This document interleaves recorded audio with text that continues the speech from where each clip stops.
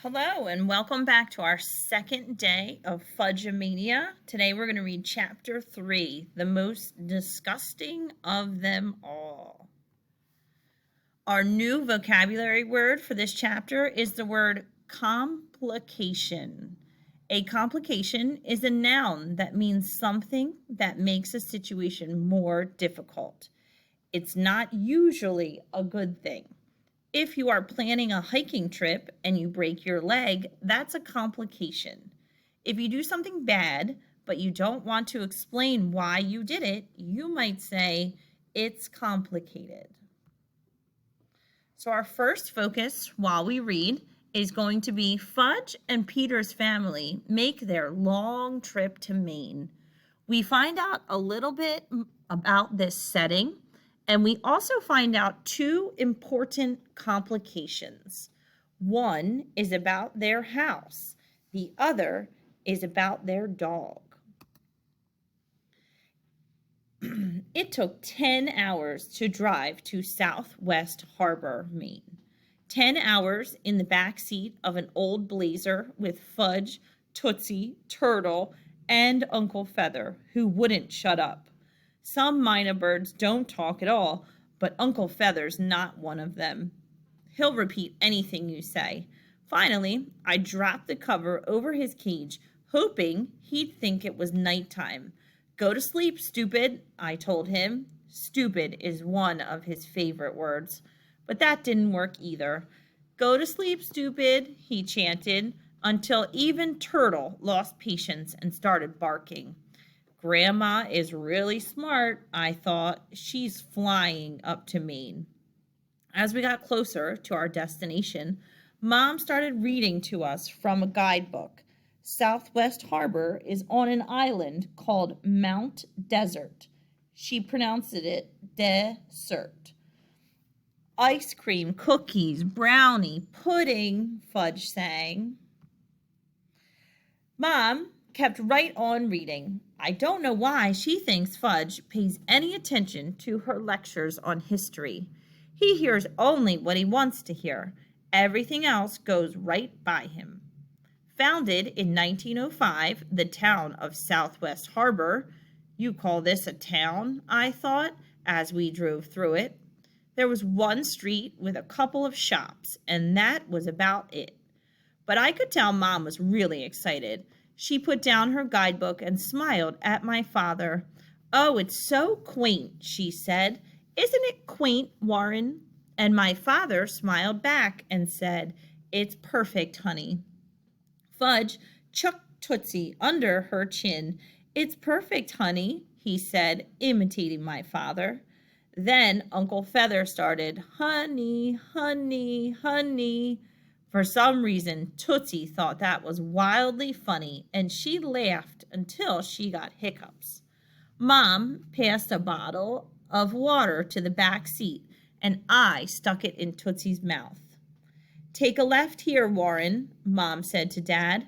We turned onto a dirt road, then pulled into a gravel driveway and parked in front of an old, weathered wood house.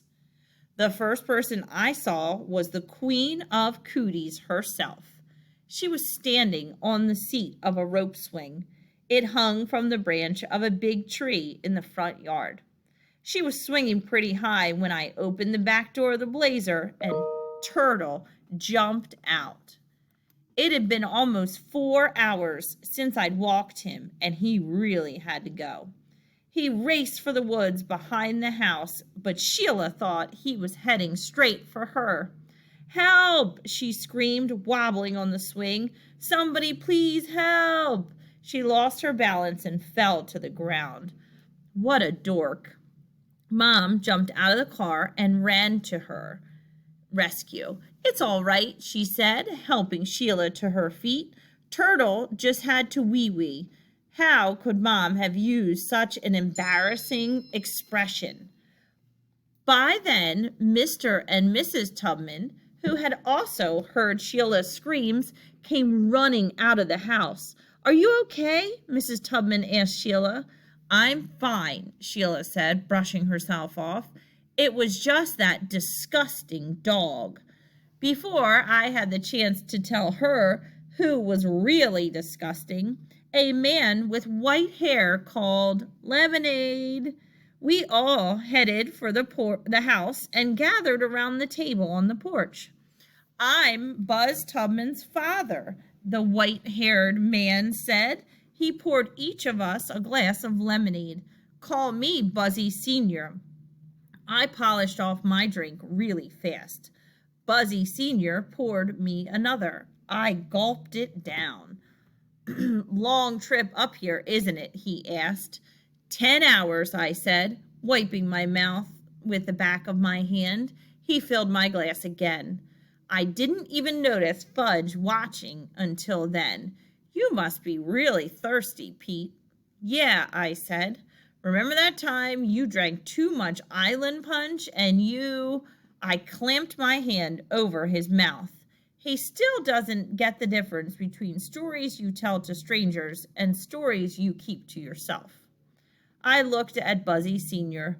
Fudge knows a lot about dinosaurs, I said, hoping to change the subject. But as soon as I took my hand away from his mouth, Fudge laughed.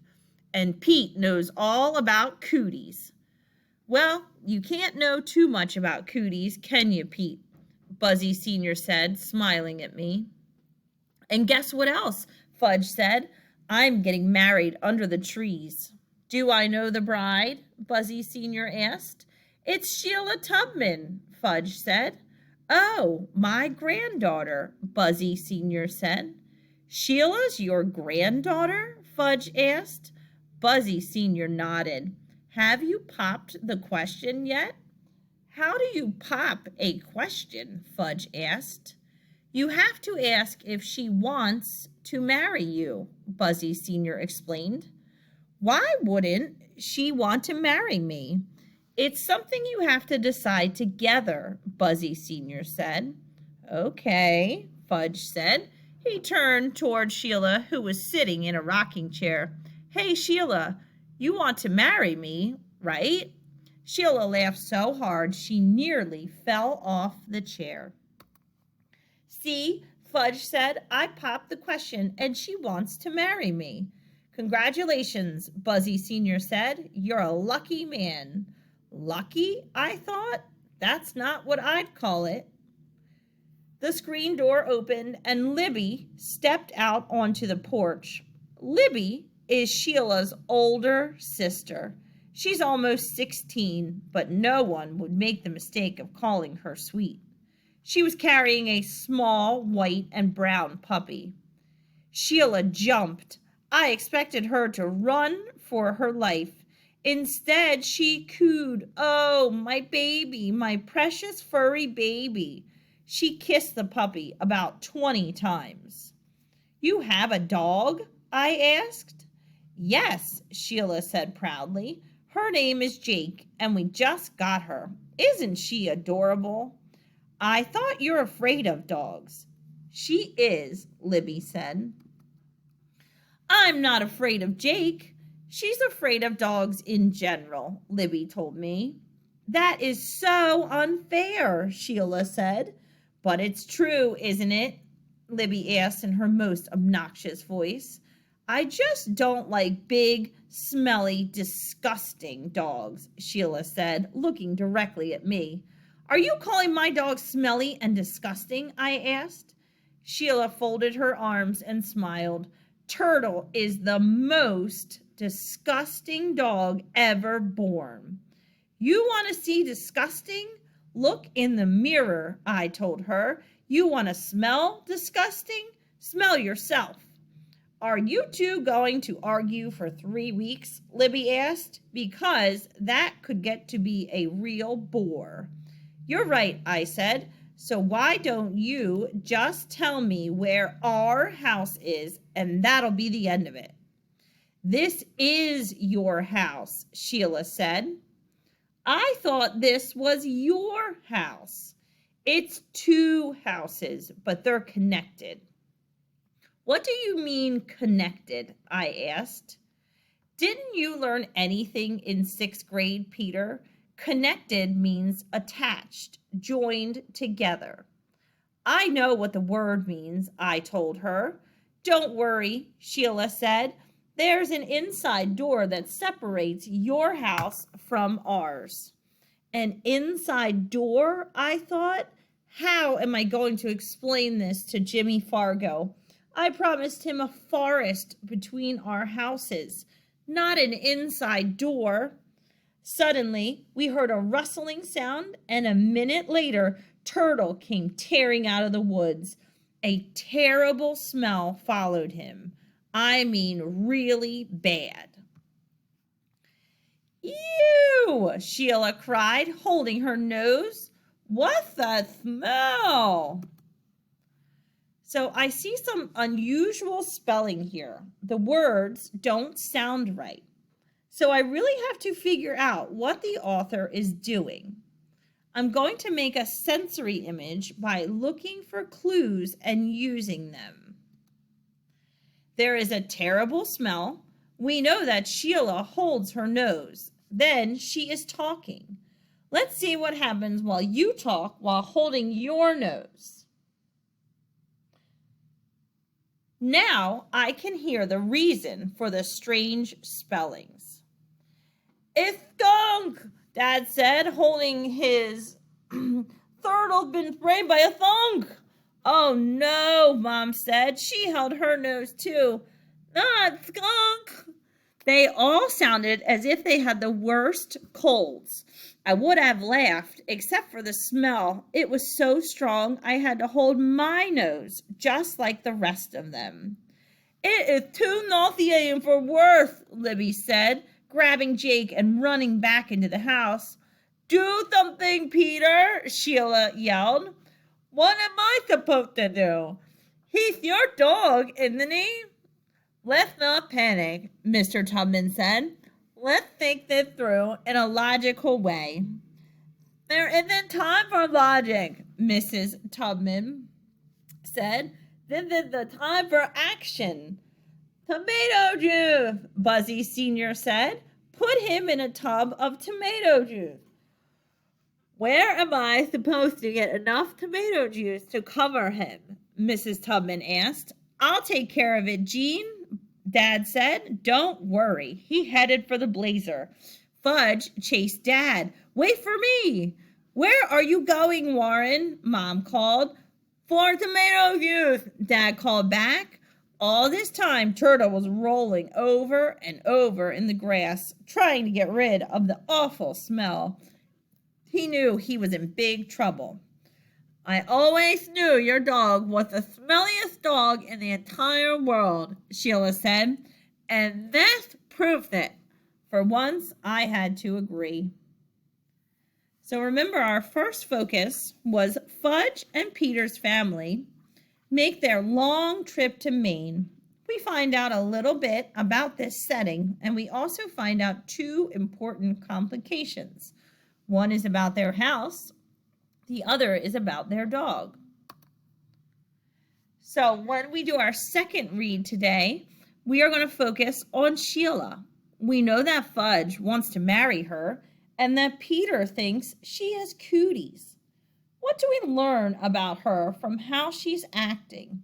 What are her character traits? So here's a list of some character quality traits. I want you to take some time and take a look at them.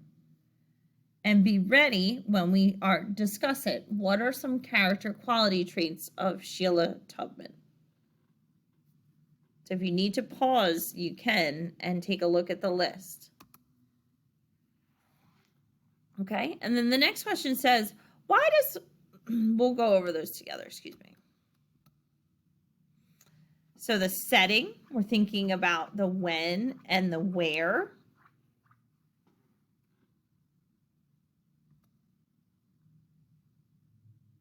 And then we're taking a look at Peter Hatcher's family tree and also Sheila Tubman's family tree.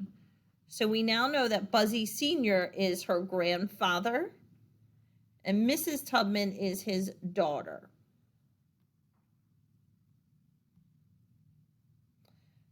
For word study, we're learning that for base words in our CV CVVC and CVC